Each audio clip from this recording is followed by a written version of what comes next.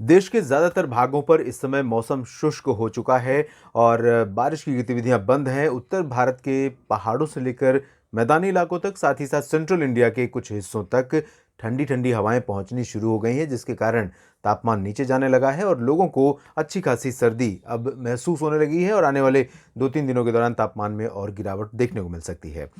अब हम बात करें कि किस तरह का एक्चुअल में मौसम रहने की संभावना है 8, 9 और 10 दिसंबर को। इससे पहले एक नज़र डालते हैं अब तक देश में हुई बारिश के आंकड़ों पर पोस्ट मानसून सीजन में। हालांकि ये रेनी सीजन नहीं है, लेकिन फिर भी बहुत मायने रखता है ये सीजन भी बारिश के लिहाज से, क्योंकि कई जगहों पर बहुत ज़्यादा बारिश तबाही लाती है तो कई जगहों पर लगातार शुष्क मौसम के कारण किसानों को परेशानी होती है। तो फिलहाल उत्तर भारत से शुरू करें तो लद्दाख में, जहां पर आप लाल रंग देख रहे हैं, लद्दाख रीजन सबसे डेफिशिएंट रीजन है नॉर्थ इंडिया में। बाकी जितने क्षेत्र हैं, चाहे वो जम्मू कश्मीर हो या फिर हिमाचल प्रदेश और उत्तराखंड, इन सभी भागों में सामान्य से ऊपर बारिश ज़्यादा हुई है। पंजाब, हरियाणा और दिल्ली में भी बारिश सामान्य से अधिक हुई है। उत्तर प्रदेश में भी अधिक वर्षा रिकॉर्ड की गई है, लेकिन ये अलग बात है कि जो रेनी डेज की फ्रीक्वेंसी है वो कम रही है, यानी कुछ ही दिनों में बहुत तेज़ बारिश और ज़्यादातर समय ड्राई वेदर। और यही स्थितियां इस बार मानसून के सीजन में भी उत्तर भारत के ज़्यादातर इलाकों में देखने को मिली थी। इसके बाद सेंट्रल इंडिया की अगर हम बात करें तो यहाँ छत्तीसगढ़ में 13% की कमी है, जो कि नॉर्मल की कैटेगरी में है। नॉर्मल रेन आमतौर पर 19% कम या ज़्यादा को माना जाता है, यानी 81% अगर बारिश हुई है तो नॉर्मल है। 119% बारिश हुई है नॉर्मल के अकॉर्डिंग, तो भी नॉर्मल बारिश मानी जाती है। उड़ीसा में भी सामान्य से अधिक वर्षा रिकॉर्ड की गई है।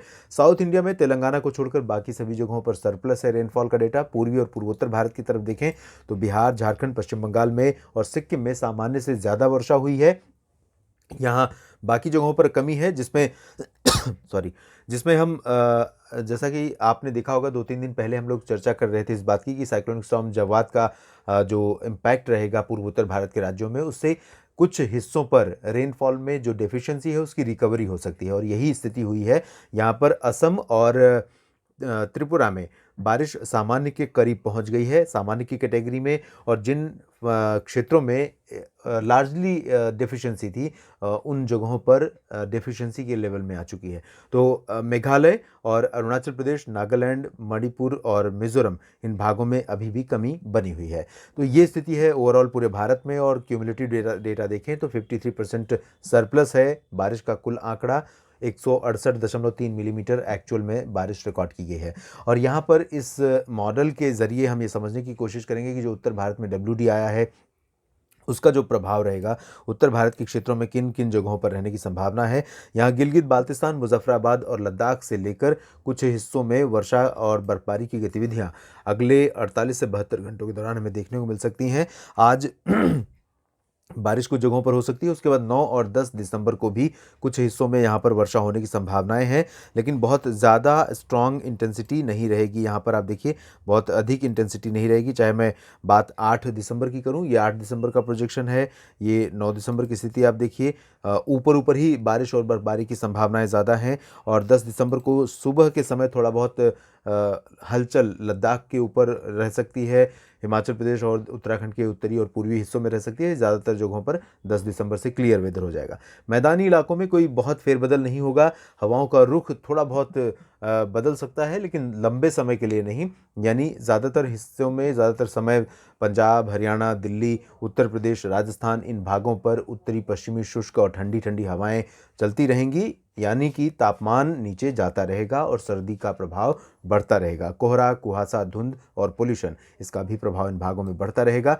पूर्वोत्तर भारत की तरफ अगर देखें तो यहाँ WD का जो मॉइस्चर आ रहा है उसके कारण, और पहले से जो मॉइस्चर सर्कुलेशन के प्रभाव से यहाँ पर बना हुआ है, इसके चलते त्रिपुरा और मणिपुर, मिजोरम, मेघालय, इन भागों में कुछ स्थानों पर और साथ ही साथ अरुणाचल प्रदेश में कुछ स्थानों पर रुक रुक कर बारिश की गतिविधियां देखने को मिल सकती हैं। इधर सेंट्रल पार्ट्स में कुछ मॉइस्चर पहुंचेगा आज से मध्य प्रदेश और महाराष्ट्र के ऊपर। और अनुमान ये है कि आज कहीं कहीं पर बादल दिखाई दे सकते हैं, लेकिन कल यहाँ पर बारिश हो सकती है 9 दिसंबर को कुछ इलाकों में मध्य प्रदेश में, जिसमें छतरपुर और खजुराहो, सागर, सतना, पन्ना, सीधी, रीवा इन भागों में कहीं सीधी तक बारिश की ज़्यादा संभावना नहीं है, सेंट्रल पार्ट्स में ही संभावना है। भोपाल और विदिशा में कहीं पर बारिश हो सकती है। शहडोल और जबलपुर मांडला में भी कुछ जगहों पर हल्की वर्षा रिकॉर्ड की जा सकती है। इसी तरह से प्रयागराज और सोनभद्र, भदोही का जो रीजन है साउथ ईस्ट उत्तर प्रदेश का, इन भागों में लाइट रेन कहीं कहीं पर हो सकती है।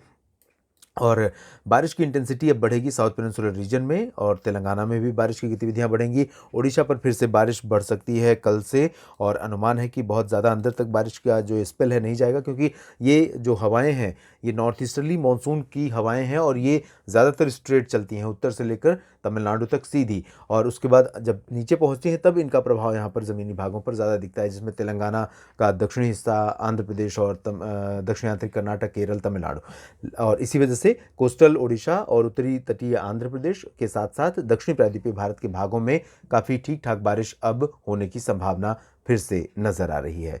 इस अपडेट के बुलेटिन में इतना ही। आप बने रहिएगा मौसम की हर जानकारी के लिए मौसम तक चैनल के साथ। धन्यवाद।